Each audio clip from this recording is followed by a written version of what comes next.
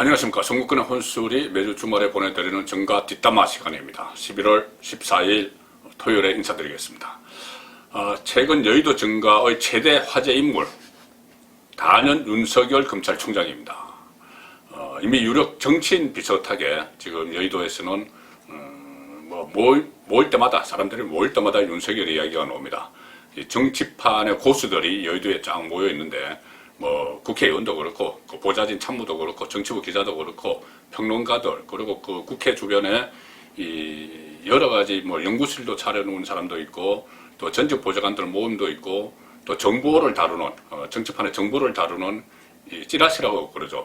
그것을 만드는 사람들도 있고 다양한 전문가 고수들이 모여 있습니다. 그 고수들이 나름대로 윤석열 대망론 시나리오들을 막 이야기하고 한계도 이야기하고 여러 가지 상황들을 분석을 하고 있습니다.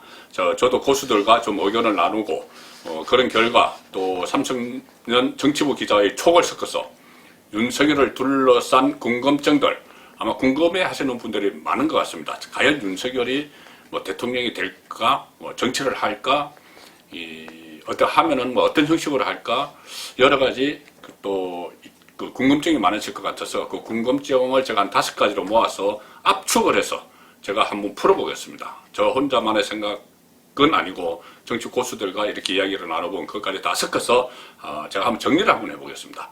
자, 한 5가지로 제가 정리를 해볼 텐데 제일 처음 진짜 지지율, 윤석열의 지지율은 도대체 뭐냐? 최근에 혼선이 일어났죠. 갤럽 조사에서는 이낙연, 이재명이 19%로 공동 1위하고 윤석열은 11%로 3위.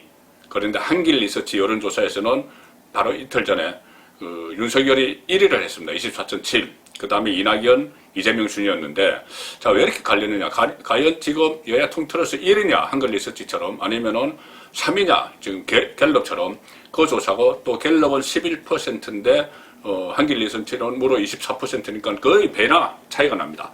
자, 그 이유를 먼저 간단하게 설명을 드리면은 2가지 이유가 있습니다. 하나는 조사 방법의 차이입니다. 갤럽은 후보 이름을 불러주지 않고, 자유응답을 받는 방식입니다. 그러니까 이 사람들 중에 자기 주자를 고르라 이렇게 하는 게 아니고 누가 대통령감으로 적합하다고 생각하느냐 그러면은 이 전화를 받는 쪽에서 이야기를 하는 것이죠. 이야기를 하면 왜 그게 가능하냐면은 갤럽은 면답원이 사람이 이렇게 전화를 해서 물어봅니다. 그렇기 때문에 대답하는 걸 그대로 적으면 되죠. 그런데 한길 리서치는 ARS이기 때문에 그렇게 못합니다. 사람을 딱딱 해서 몇 번 이렇게 해야 됩니다. 그래서 만약에 갤럽 형식으로 조사를 하면은 이렇게 됩니다. 사람을 불러주지 않고 자유응답을 하기 때문에 그 중에서 윤석열이라는 이름을 꺼내기가 좀 힘들죠. 왜 그러냐면은 기존의 정치인들 이재명 이낙연, 안철수, 홍준표 이런 사람들은 자기 대권으로 생각을 해도 이 정치에 별 관심이 없던 사람들은 윤석열을 그냥 이름을 본인이 생각해서 갖다 붙이기가 어렵습니다. 그렇기 때문에 윤석열이 좀 상대적으로 작게 놓을 수가 있는 것이고 반면에 이름을 댄 한길 리서치는 6명의 이름을 쭉 거론을 하고 그 중에 3명을 뽑으라고 했습니다. 심상정, 안철수, 윤석열, 이낙연, 이재명, 홍준표 이렇게 해서 6명 중에서 뽑으라고 했는데 이것은 물론 호명해주는 것은 순서는 계속 번갈아 가면서 바꿉니다. 어쨌든 6명 중에서 한 사람을 선택해달라고 하니 가장 핫한 인물, 그 중에서 여기 윤석열이 들어가니까 최근에 신문이나 방송이나 전부 윤석열 이야기니까 가장 핫하고 가장 기회 익은 인물이니까 윤석열을 선택할 가능성이 높은 겁니다. 자, 이 이유가 하나 있고, 그러니까는 후보 이름을 불러주느냐, 불러주지 않느냐, 이 이유가 하나 있고, 2번째는 한길 리서치 조사에서는 샘플 표집할 때 보수 유권자가 좀 많이 들어갔다. 그런 분석이 있습니다. 유선 전화, 그러니까 집전화 비중이 높기 때문에 한길 리서치는 집전화는 주로 어르신들이 많이 받죠. 일반적으로 그렇습니다. 주부들도 받고 자영업자도 받고 하지만 일반적으로 어르신들이 많이 받아서 표집이 이 한길 리서치 같은 경우에는 50대와 60대 이 보수 성향이 강하다고 보죠. 보수 성향이 강한 이 응답자의 표집이 절반 이상을 차지했습니다. 60대 이상이. 그렇기 때문에 지금 윤석열이 보수라고 하기는 그렇지만 어쨌든 문재인 정권과 각을 세우는 범야권의 주자로 분류가 되기 때문에 그쪽으로 표가 많이 쏠렸다. 자, 이런 그 분석이 나오고 있습니다. 그래서 1번 궁금증, 진짜 지지율은 이 풀이를 해드리면은 조사 방법에 따라서 들쑥날쑥 하지만은 두 가지는 확실합니다. 하나는 윤석열이 비민주당 계열 대권 주자 가운데는 1위라는 점. 그리고 그것도 민주당의 양강, 이낙연, 이재명과 크게 차이가 나지 않는 상황에서 1위라는 이 추세를 읽을 수가 있죠. 그리고 또 하나는 윤석열이 상승세에 있는 것은 확실하다. 왜 그러냐면 갤럽 조사에서 3위를 하고 11%였지만 같은 갤럽 조사에서 한 달 전에 한 조사에서는 3%였습니다. 지지율 3%. 그런데 한 달 사이에 8%포인트가 상승을 했기 때문에 상승세에 있는 것은 확실하다. 그래서 이 두 가지.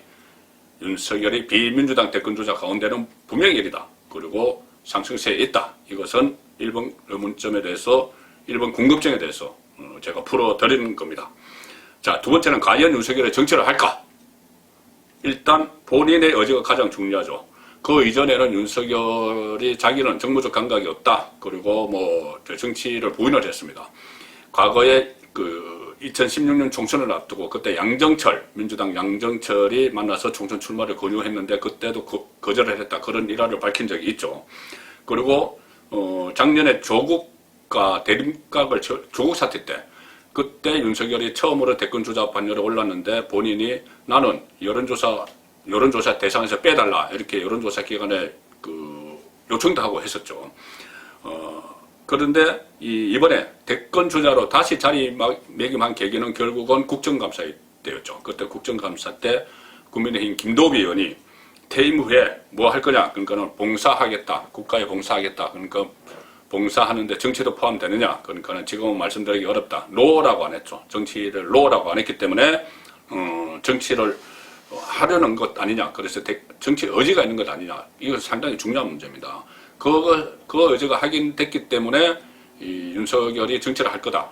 그런 이야기들을 하는 것이고 그 이후에 대권주자 선호도 조사에서 본인의 이름이 들어가도 이번에는 빼달라 말을 안 합니다. 그러니까 본인의 의지는 있다. 자, 물론 이것이 자기 방어용일 수도 있습니다. 무슨 말씀이냐면은 지금 정권이 계속 사퇴 압박을 하고 있죠. 그리고 처가 사건, 장모 부인 사건을 서울중앙지검 이성윤이 지휘하는 서울중앙지검에서 들여다보면서 뭐 소환도 하고 영장 신청도 하고 막 그렇게 합니다. 그 경우에 본인이 보호를 하기 위해서 자기 방어를 하기 위해서 대권에 뜰 수 있는 것처럼 이야기를 하면은 지지층이 생기니 국민들 사이에서 거기에 대해서 보호를 받기 위한 차원일 수도 있다. 이렇게도 보이지만 제가 전에 듣기로는 윤석열 총장이 상당히 정치에 관심이 많다고 합니다. 물론 자기 보호용 이것도 있겠지만은 여론조사 추이 제가 말씀드린 이런 여론조사 추이에도 상당한 관심을 보이고 있다. 그런 이야기가 저에게도 들립니다. 사람들도 좀 만나고 있다. 그런 말까지 들리니 일단은 정치 의지, 권력 의지는 지금 있는 것 같고 무엇보다 지금은 본인이 스스로 이 정치에 너무 깊이 들어가 버려서 혼자 힘으로 빠져나오기 힘듭니다. 과거에 비슷한 사례들이 있었죠. 정치권 밖에 있었는데 정치권 안에서 러브콜을 해서 정치에 발을 들여놓았던 사람들이 있습니다. 그때도 무슨 현상, 지금 윤석열 현상처럼 현상 뭐 그렇게 불렸죠. 가령 예를 들어서 박찬종, 문국현, 고건, 또 이해창, 안철수, 반기문 이런 사례들이 있습니다. 너무 이 정치권이 막 움직임 속에서 본인이 정치에 휩쓸려 들어가 버리는 그런 상황이 이 사람들에게 다 있었던 것이죠. 윤석열도 그렇게 될 가능성이 높습니다. 그래서 이번 궁금증, 정치할까 여기에 대한 풀이는 이렇게 하겠습니다. 지금은 공급과 수요가 맞아떨어지는 상황입니다. 그러면 뭔가 생기겠죠. 공급은 윤석열의 권력 위주입니다. 그리고 수요는 범야권의 요구입니다. 자, 이낙연과 이재명에 비해서 뚜렷한 주자가 없는 범야권에서 일부 반발은 있어도 그 범야권에서 윤석열을 필요로 하는 그런 수요가 있기 때문에 공급과 수요가 맞아떨어지면 뭔가 물건이 생기겠죠. 자, 그런 상황이기 때문에 저는 윤석열이 정치를 할 확률이 70% 이상은 된다. 그렇게 파악을 하고 있습니다. 자, 세 번째 궁금증. 제2의 반기문이 된다는 이야기가 있죠. 제가 조금 전에 반기문도 이야기를 했지만 박찬종, 문국현, 고건, 이해창, 안철수, 반기문 모두 대통령이 되지를 못했습니다. 중간에 뭐 포기를 한 경우도 있고, 이해창 이런 대망론을 막 구가를 한 적도 있었고, 또 여전히 도전적인 사람도 있죠. 안철수. 자, 이 결정적인 원인은 뭘까? 이렇게 막 국민들의 그 인기를 받으면서 정치권에 들어왔는데, 밖에다 들어왔는데, 뜻을 펴지 못한 결정적인 원인은 냉혹한 정치판에, 정치 세계에 적응하지 못했기 때문입니다. 자, 주로 법조인 출신이나 관료 출신, 기업인, 외교관 출신들이 이 살벌한 정글 같은 정치판에 들어와서 이리 치이고 저리 치이고 본인 의지대로 하지 못하다가 막 튕겨나가거나 막 그런 경우가 돼버린 상황이 많죠.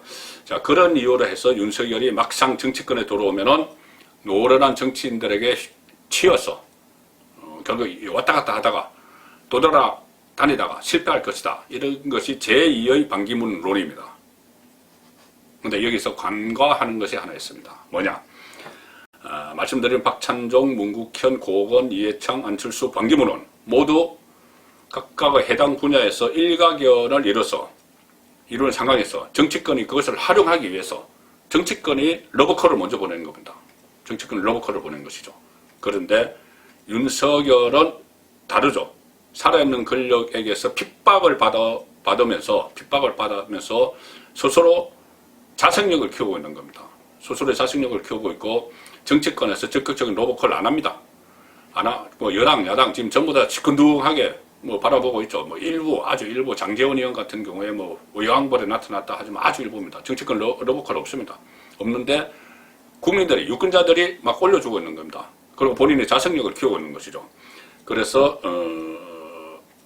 다른 사람들과는 다른 것이고 핍박을 받으면서 컸다는 것, 맞으면서 컸다는 것. 그리고 윤석열은 그동안 살아있는 권력 수사를 많이 하면서 정치 생리도 잘 압니다. 정치판에서 그렇게 휘둘릴 것 같지도 않습니다. 얼마 전에 제가 한번 소개해드린 적이 있는데 국정감사를 마치고 나서 이 정도면 뭐 3박 4일이라도 하겠다.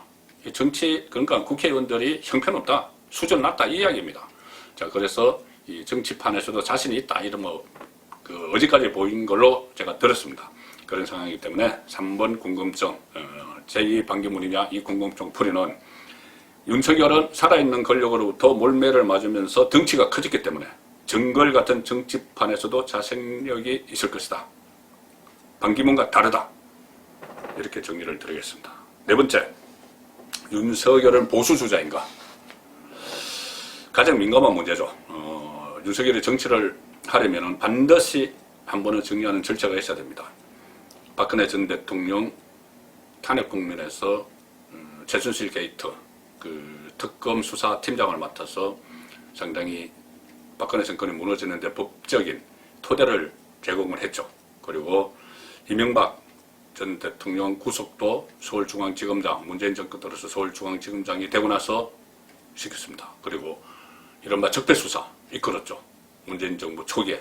자, 그런 상황이 있기 때문에 지금 국민의힘 안에서도 반감을 갖는 의원들이 적지 않습니다. 특히 김종인 비대위원장 같은 경우는 의도적으로 깎아내리기를 막 하고 있죠. 그 사람은 우리 사람 아니다. 정부 여당 사람 아니냐. 현직 검찰총장이니까 이렇게 막 깎아내리기를 하는 이런 상황. 이런 상황에서 윤석열 총장이 정치를 하더라도 과연 이념과 노선에 따라서 할 수 있겠느냐. 그거는 좀 어렵지 않느냐. 그래서 정의의 가치 또는 공정의 가치를 가지고 새로운 시도를 할 것이다. 할 수도 있다. 그런 이야기가 나오는데 과거 비슷한 시도를 했던 안철수 실패했죠. 지금 아직은 실패입니다. 아직 계속 중이지만은 최근에는 그 안철수 대표가 윤석열이 혁신 플랫폼에 들어오면 큰 도움 될 것이다. 이렇게 러브콜을 하고 있는데 이것도 일단 중간 지대에서 그 중도에서 한번 해보자는 이런 이야기인데 이 경우에 윤석열 대망론이 성공할 확률은 많이 낮아집니다. 우리 정치 현실에서 중도가 통하지 않는다는 건 안철수도 보였고 윤석민도 보였고 많이 보였죠. 그렇기 때문에 현실적으로는 윤석열이 대망론을 실현을 하려면은 국민의힘 주류 세력과 손을 잡아야 성산이 있다. 이런 분석이 많이 나오죠. 현실적으로 그렇습니다.